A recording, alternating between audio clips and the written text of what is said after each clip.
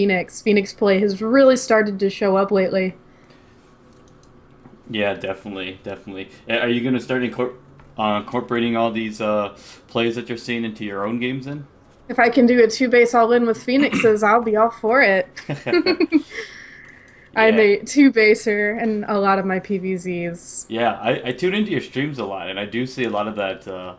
You seem to really, really focus on that two base play, I which love it. It's a passion of mine. What can I say?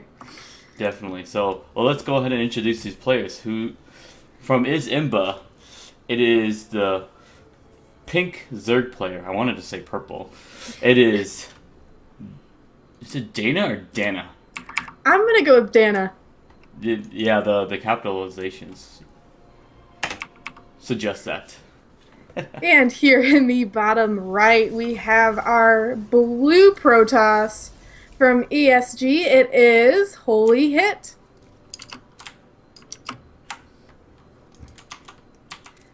So Prion Terraces was one of those maps that has been changed a little bit. The natural base now has the gold minerals taken away from the third that is closer to the main. So we can see some interesting play now from a lot of players. Zerg, they had it pretty nice. They could take the two gold bases and really get a lot of damage done while having a good economy. But now, Protoss and Terran, they can take a gold base pretty early on too. Yeah, I remember that gold bases seemed to be one of those like things that Blizzard really liked, but didn't really know how to incorporate. And I think now that they're starting to figure out that the gold base at the natural, at least for this map, has been a move that they're willing to try to take instead of just we'll kind of put them in the quote unquote risky areas, the ones that Yeah, are the high risk, high rewards, and then letting people try to take them or maybe just completely ignore them. yeah, But now that they're forcing the gold based play in there, players are starting to get really creative about trying to um, create these push timings that normally wouldn't be available with the amount of income that you get. yeah, and that's really shown itself on this map actually. So it's cool to see what players still do. Yeah, Looks like normal openers though for both players. So far, players just kind of doing the normal stuff. We see Holy Hit here looking for that third base. He definitely wants to know when that goes down so we can get a better idea of what his opponent is doing. yeah, definitely. And Zergs, we're seeing they're not as jumpy towards getting that third right away. Normally, when you go up against a Protoss player who's going to go with the Nexus first, the normal response is going to be to get a third like right away. But with this gold base here, the Protoss player can also lay down some aggression too, so they're not like taken as part of a hit. So that has made Zerg players get a little bit more conservative about their third base timing. Yeah, we actually do see two Adepts coming out. These Adepts, they're not, they're not the scariest thing, but they can do some damage if left unchecked in a base. However, it looks like this probe here going to be more annoying than anything at the moment, really delaying that expansion for Dana. Yeah, that was like 10, 15 seconds right there, and that's time that Dana has to take, actually actively microing that drone to try to get that expansion down, and finally had to bring some lings around to get rid of that.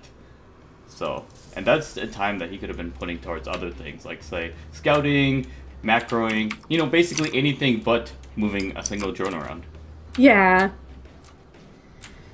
Behind this four Holy Hit, we do have a Twilight Council. So, with the amount of Adepts that we already see being created, it would not surprise me to see Resonating Glaives as the choice of research coming from that when it finishes. Yeah, definitely here. Then we do see it on Dana's side that he is going for the carapace speed upgrade for the Overlords, and it just kicked in. So now we're going to see those guys move. So we have potential for drops, and then there's always a scouting factor in there too. That now you don't have to sacrifice an Overlord, or not as readily sacrifice them. Yeah.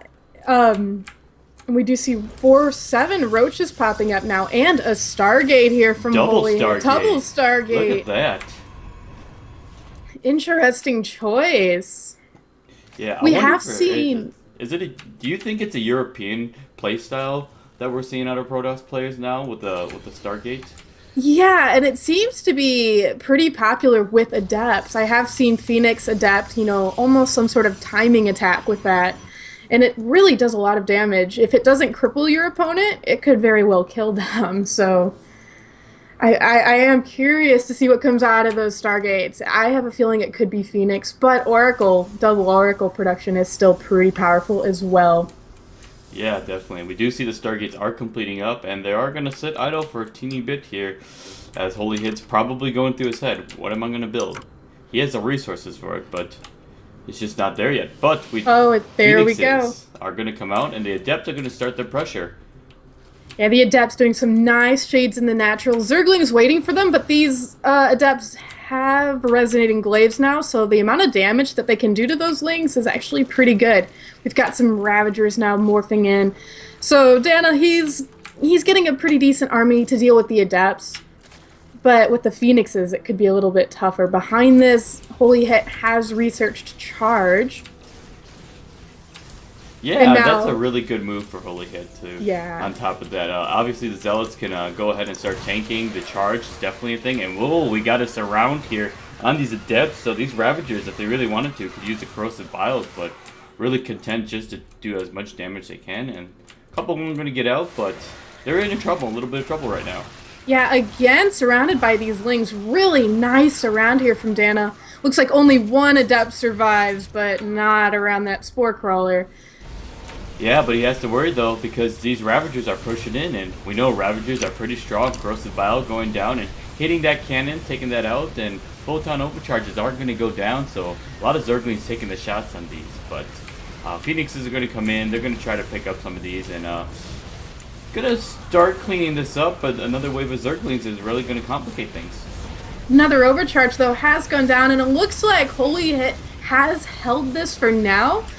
Quite a few Ravagers lost, but let's not forget that Dana, even though he's lost a lot of units, he is on 2 gold bases, so he can kind of get his army rolling again soon. Yeah, and we do see he does have a Hydralisk dead, and he's researching the speed and attack range first before going to those Lurkers. So I think he really wants to make sure that these skies are clear to Phoenixes before moving on to that Lurker. So definitely a good move. Yeah, we do have 5 Spore Crawlers coming out too, so you can tell he's really worried about these Phoenixes doing any more damage. And it's a good idea. It's better to lose those minerals for those spores than to lose all the drones. Yeah, you don't normally see the multiple Spore Crawlers at each of the bases. I remember doing that back in like Bronze League when I was scared of anything Skytoss related. Or Yeah. drops or anything like that, and didn't have the micro to pay attention to that. So we could really see that these Phoenixes are really Yeah. actually like forcing those multiple Spore Crawlers at the base. That is true, and this is a lot of Phoenix, so it almost feels like Dana does need, those couple extra Spore Crawlers. But one Phoenix does get picked off. Nice job there for Dana. Yeah, and we do see the Hydralisk count is starting to go up to a point that these Phoenixes can't just lift up half the group. So they do have to be careful now, and I think Dana's going to start feeling a little bit more confident. And we see that he's going to start his creep highway, so it's going to start pushing out towards the map, and then once that's done, we'll probably see transition to Lurkers. Yeah, it would not at all surprise me to see Lurkers in the near future here. Looks like Holy Hit's transition here is going to be Immortal Charge-Lot Archon. He's got a couple Sentries and Adepts mixed in there as well. A pretty solid army comp. A lot of players seem to be favoring this now, and for good reason. It's very solid. Yeah, definitely one of the more popular unit compositions for Protoss players nowadays. So definitely in that preparation for Lurkers coming out. So many of those units have tank ability. Lurkers, though, they are very powerful, and even though Charge-Lot Archon MO does very well, sometimes a sheer amount of Lurkers can just rip an army apart. Yeah, definitely. But we're not seeing that transition quite yet. We see some more Ravagers, and I think, a bunch of Phoenixes go down. There was 3 of them, and 4th almost going down. So these Phoenix count is starting to get low, and we're going to see that Holy Hit is going to try to replenish that, just not as quickly as he was making them in the first place. I believe Storm has just finished. Oh no, did Storm get canceled? I saw it being researched earlier, but I don't see it in the upgrades tab. But Dana is moving forward. Yeah, This is a large Zerg force, but Overcharge does go out. yeah, we're gonna see some of those corrosive vials going down. Ooh, and big hits on a bunch of these adepts. So losing a lot of unnecessary HP at this point. But I think there's enough here to make the battle close. But we do see with the corrosive vials forcing the Protoss army back that this is just gonna be too much Zerg. Yeah, this is a lot of Zerg. These are a lot of Ravagers. Roach is melting pretty easy to the Immortals, but Ravager is actually not armored, so they don't suffer that extra damage from Immortals like Roaches would. Yeah, so we do see a good amount of Immortals trying to push in a little bit, but a bunch of corrosive vials come down, just barely missing. But Dana's just gonna follow this up with a pack of Lings here, so he just needs to get units over here as fast as he can to continue the pressure on, and I think this might be it for Holy Hit. Yeah, it's looking pretty scary for him now. His Immortals, I think they have all used their barrier ability, and some of these Immortals also at very low health. Yeah, and we even see that he's stepping back into the corrosive vials, so I think Holy Hit is he's doing his best to stay in, but this is gonna be it. GG. Gee. So Dana takes the first map of this series. And we do see, oh wow, that was actually good timing here. Is that the JaKaTaK? Is it? Yeah, hi, what's up? Did I happen to like jump in the middle of a series? Did it work out? Literally the victory sign just Yes! came up as you popped up on my screen. I was like, Jack, is that you? Yeah, the first series went on forever. Peely versus Keen was super close, long games, epic. And then Kelazor just like made Apocalypse look like a platinum player. Just like crushed him, like perfect Reaper micro. Games were like 3 minutes long, average. It was ridiculous. Wow. So good, yeah. Wow, wow. God. And for those of you guys wondering why Jack is just coming here, he was casting ASL before this, and now that the ASL broadcast is over, he's coming over to join us for the RSL. Just, That's right. Marathon casting ASL, it up. RSL, and then soon enough, Koshkii and I will be casting the GSL. Keep that in mind. It'll be I happening. like it, 'Cause yes. Eventually, you start with the SLs. You know, you just do them all. You go alphabetically, and you end up at G eventually. Going from A to R, and then back to G, and then You going know, back to S. Not all of us have as great alphabetizing skills as you, Hawkeye. Okay, so cut me some slack here. I am acquainted with the English language, so we're on the European server right now. So if you want to hop on over here, I will do that immediately. Yep. Perfect, perfect. So, yeah, we're just getting the lobby set up. So, just getting in right after the first game. So, you're not too late. All right. Definitely. Thank you to Kelazor for crushing his opponent in less than 10 minutes. So, we're going to work on transitioning me out on the stream side. So, I'm going to go ahead and go into the background, into the shadows. The shadows. Just like a stalker. That was out of context weird to say, but We're all StarCraft fans. yeah, we're all talking. We all Yeah. know what's that.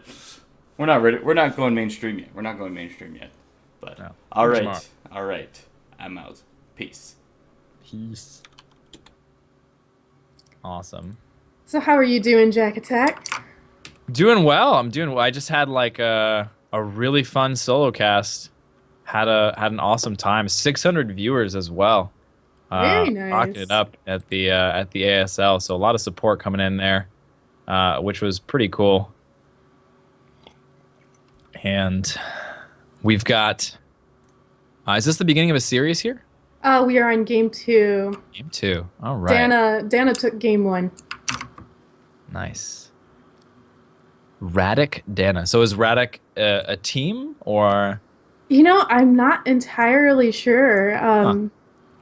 I know I think on the bracket his name is listed as Dana, so I've just been calling him Dana. Well, Dana it is. I'm down with it. We'll call it. I mean, Holy Hit, a lot easier. Yeah. You know, religious jokes incoming. Awful puns. Get ready for them. They're going to happen. Holy Hit coming through. He douses his hands in blessed water before he punches you in the face. That's a Holy Hit. any demonic enemies. He gets plus 10 bonus damage on all his units. Ruins of Saros will be map number 2. Dana up.